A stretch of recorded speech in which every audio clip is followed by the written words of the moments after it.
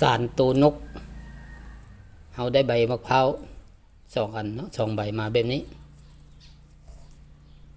มาลองสารตัวนกลงเบิ่ง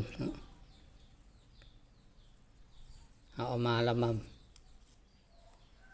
ม้วนเข้ามาแบบนี้ให้เอาตัวนี้อยู่ถึงเนาะตัวนี้อยู่ลุ่มมาติ่งกันในนี้ประมาณนี้เนาะแล้วใบที่2มาเขาก็สอดเขานี้สอดเขาในหูนี้แล้วเขาก็เอามาเกี่ยวตัวนี้เกี่ยวตัวนี้แล้วเขาก็เอาขึ้นมานี้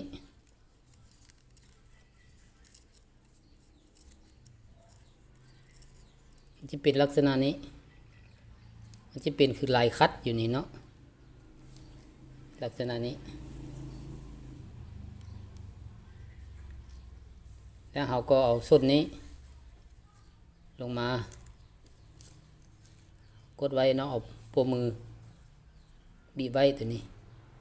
แล้วก็เอาส้นนี้สอดเข้านี้สอดเข้าหูนี้แล้วก็ดึงแบบนี้เอาจัดแปลงมันเอาดึงมันเนาะจัดแปลงดึงมัน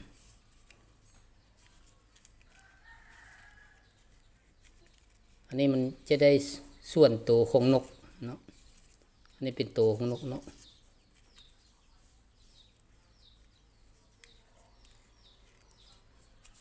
แต่ว่ามันเบาอยู่เนาะเขาเอาหินนี้ยัดเข้าในนี้เพื่อมันได้น้ำหนักตื่นหน่อยนึง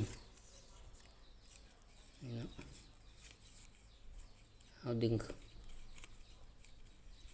ให้มันแน่นแต่ละส่วนเนาะ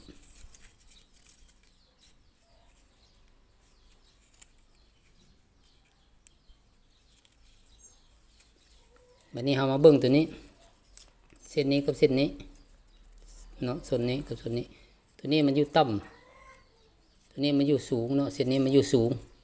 นี่อยู่ต่ำเราต้องเอาตัวนี้มาแนบกับตัวนี้ให้มันสูงคือกันเนาะแต่ว่าเราต้องได้ตัดนี่สักก่อนเพื่อว่าเราสอดเข้าได้ง่าย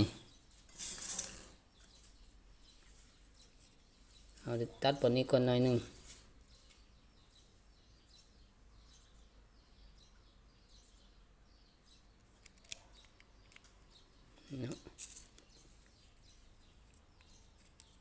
เห็ดเป็นว่างหน่อยนึงนี้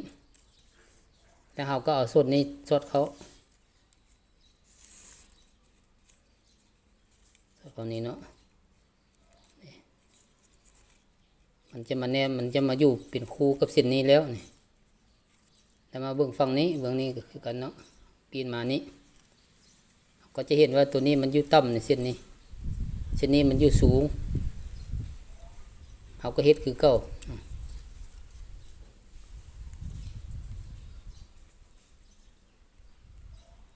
เอาตัดนี้ตัดหน่อยนึงแล้วเขาก็เอาส้นนี้สอดเข้านี้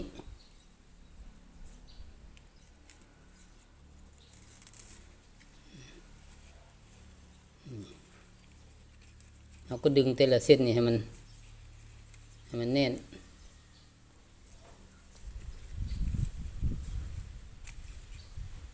นี่เนาะในประมาณนี้เขาจะเอาส้นนี้เห็ดส้นหัวส้นนี้เห็ดส้นหางเนาะนี่เห็ดส้นหัวเริ่มพับหัวนกเนาะเขาก็พับขึ้นมาแบบนี้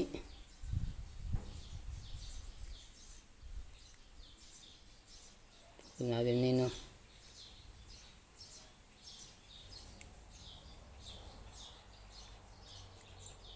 พับแบบนี้แล้วเส้นนี้ก็เอาพับมานำกันม้วนเอามานำกันเนาะเอามาติ่งกันนี้เส้นนี้ก็มานำกันนี้ นี่หลังจากเอามานำกันแบบนี้แล้วเส้นนี้เอาก็พับออกมานี้อีก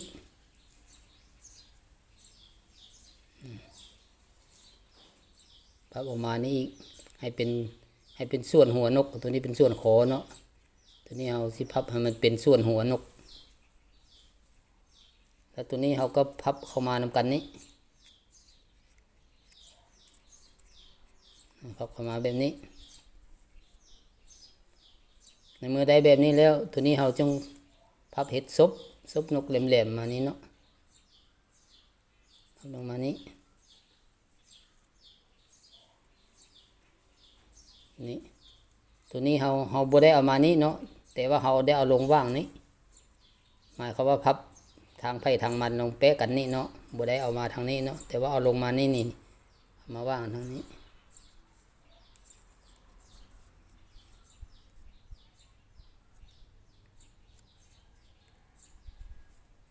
มันจะได้ประมาณนี้เนาะประมาณนี้มาแล้วเส้นนี้เราพับขึ้นมานี่อีก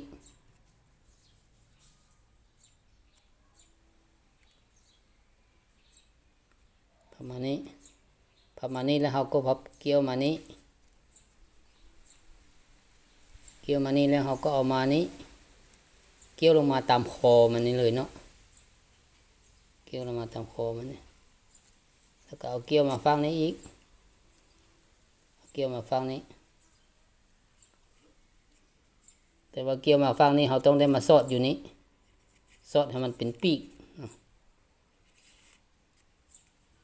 สอดให้มันเป็นปีกแต่ว่ามือนี่เราจะปะเนาะปะมันสิพื้นตัวนี้เราต้องบีบไว้อยู่นี่เนาะแล้วอย่างเส้นนี้เนาะอย่างเส้นที่เหลือนี้เส้นนี้เราก็มาพับมานี้พับขึ้นมานี้เป็นซบนกแหลมๆประมาณนี้แล้วเราก็พับลงมาตามคอมันนี้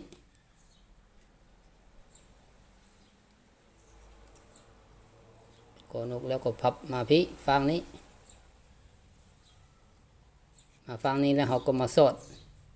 อย่างนี้เห็ดเป็นปีกคือกันเนาะ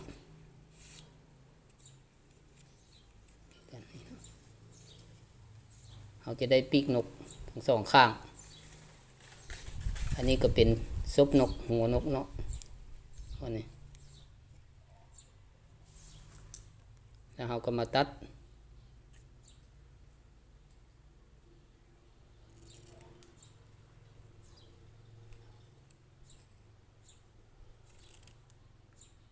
อันนี้เป็นหางเนาะหางนี่เราอยากได้สั้นได้ยาวสั้นใดเราก็ตัดเอา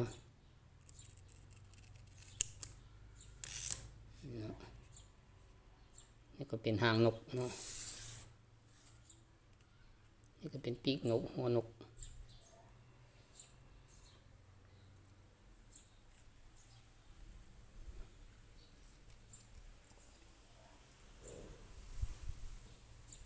นี่มันสารตัวนกเนาะ